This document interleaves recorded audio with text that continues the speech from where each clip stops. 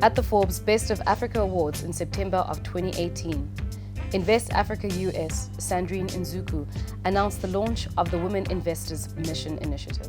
We are a network of investors that help to run the U.S. office, but we connect them to African opportunities.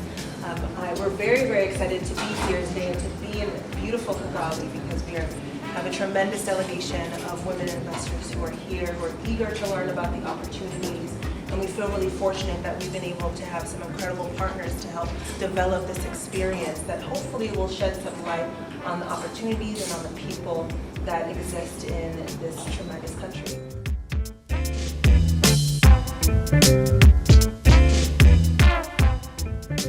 This inaugural delegation of 10 executive-level luminaries visited the host country of Rwanda in September and experienced access to the most senior government officials, pre-vetted local entrepreneurs, project developers, investors, as well as fellow women of influence in an intimate gathering that targeted this best meeting environment. Our government has made it very clear that if there's one asset that they find extremely useful, it's the people. And a lot of investments have been made in improving the quality of the Rwandan. And the quality of the Rwandan that we see has been both in terms of educating Rwandans to make sure that they have the right skills, but also making sure that they're healthy. So investing in a very good health system so that we can have them live longer and live healthy lives so they can contribute to the economy better. But also making a Rwandan a person of good values. And we spend a lot of time on programs and national programs like Itorero or Ingando, where we take people for retreats and they discuss patriotism, values for the country. So we have common values as a people, and that also includes, contributes to improving that quality of a human being that a Rwandan is, that we want them to be for the future of our country. So education is a big part of that vision.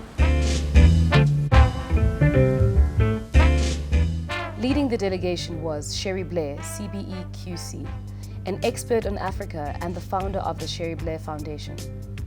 To me, to be able to bring a delegation of women from the United States who are keen to invest in Africa, who want the reassurance of knowing that they're coming to a country which is safe, well-governed, and open to business, it's a tremendous opportunity to showcase the extraordinary progress that Rwanda has made since the genocide to rebuild not just a successful country, but one which is united, having been so terribly divided.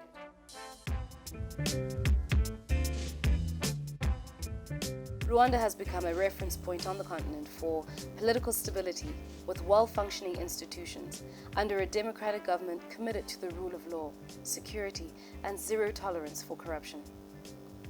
Rwanda ranks as follows: the second fastest growing economy in Africa, the first in Africa for government transparency, and the easiest and most competitive place to do business in the East African region, and second in Africa. The Women's Mission has become something quite special. What I've seen here during this week is the mission of Invest Africa has worked perfectly. A number of the women that have been on this trip have told me that they're seriously interested in investing. I think it's very interesting that I've met with the Minister of Infrastructure, and I know that one of the ladies, Raja, is even talking to them now about possibility of building a railway from Uganda, from the oil refinery deal which she's invested in. She's the primary investor in the oil refinery, and actually bringing oil to here. And that's come out of the discussions this week in this women's mission.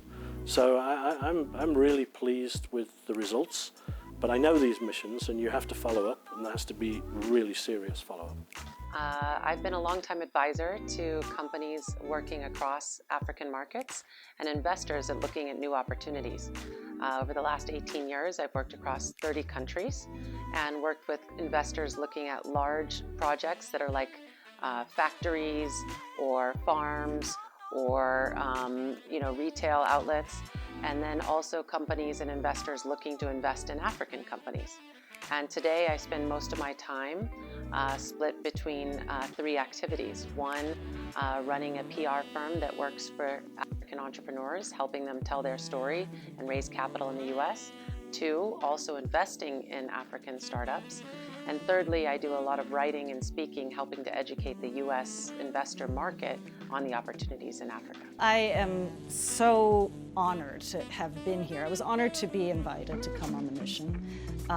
I am really impressed with the other women that were on the mission. I was also very impressed with the access that we had through coming on the mission to meet the president, to meet some of the key players in government who are really driving the agenda for Rwanda at the political level.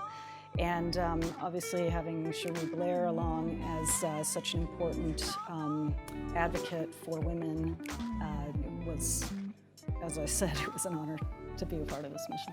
I think it's actually the first female-led investor mission to Africa. And to me, it was really important to be part of it because private sector funding is one of the best ways to grow and develop Africa. And I want to play a key role in that. That being said, I think there were no better choices than Rwanda because I think that the country has the best rate of women parliament in the world. And I've seen it for myself with like so many important ministries, so many important development boards and key banks and financial institutions being women-led. That's truly inspiring, and I think it speaks of the opportunity and equal opportunity that the country is providing to women.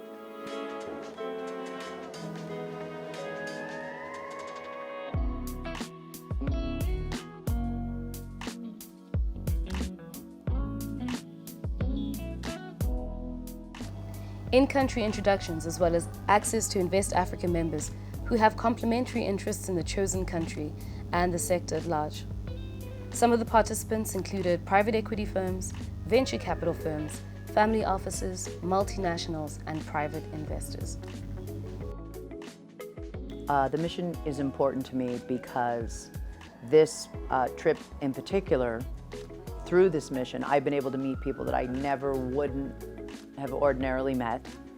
The president, for one, who I also got to give a Rwanda Rocks t-shirt to, which I'm excited about. But also people like the head of the RDB, which allows me to get into the education system here and music. And there isn't a certificate for music that a new school could go to and say, can I have that curriculum? And that will be a part of my school so I can be a part of the Rwandan education system. So the mission is important to me because I work in investment advisory at Cross Boundary, and essentially one of our goals is to reduce some of the information asymmetry between investors and capital seekers on the continent.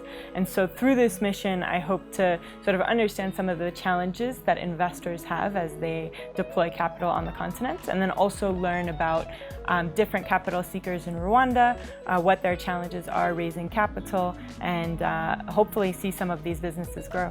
Many countries are concerned that the Fourth Industrial Revolution will exacerbate inequality. Rwanda is using it to close inequality. And that's really inspirational because it means Rwanda's leapfrogging. And as Rwanda leapfrogs, what's going to happen is Rwanda will start being known not for its tragic history, but for the future that Rwandans deserve. And it's never been a more fascinating and interesting time to be an investor in Rwanda. We are a global organization of investors, business leaders, and entrepreneurs who are looking to actively participate in African markets. Our investors really range from ultra-high net worth individuals to family offices to private equity firms, venture capital firms. And so the work that we do is really around connecting the investment community for the purposes of advancing the African markets.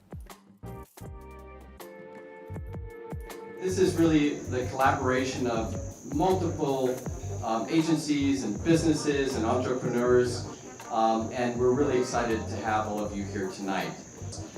So I really am happy, not only because this is a group of entrepreneurs and private sector representatives and investors, but this is, I think, the first delegation of all women investors from around the globe. So I really want to raise your hands.